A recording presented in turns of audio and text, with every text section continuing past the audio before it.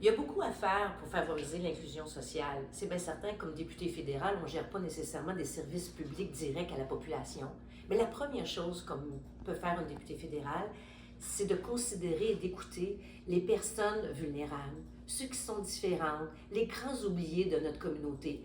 Et moi, je vous le dis, par mes expériences au communautaire, comme travailleuse sociale ou comme gestionnaire du réseau public, quand je me promène sur le terrain, les gens connaissent mon prénom.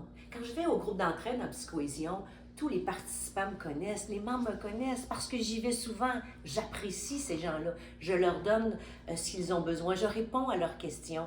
Même chose pour les aînés. Et quand les jeunes familles appellent à mon bureau et qui se plaignent de leur liste d'attente au CLSC ou en santé mentale, on les écoute. Puis après ça, parce qu'on est expérimenté, on les dirige vers les bons services. Chez nous, il n'y a jamais personne qui est abandonné. Les personnes qui appellent à mon bureau, quels qu'ils soient, où ils viennent, qu'ils soient vulnérables ou non, ont cet accueil et cette écoute et cette référence vers les ressources du milieu.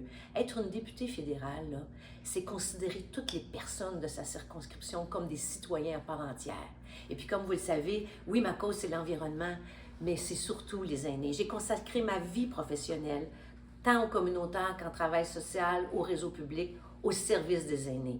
Alors, vous savez, je vais continuer chaque jour de défendre le pouvoir d'achat de nos aînés et vraiment de proposer, de poursuivre la lutte pour l'augmentation de la pension de la vieillesse et des améliorations fiscales pour que leur qualité de vie soit meilleure.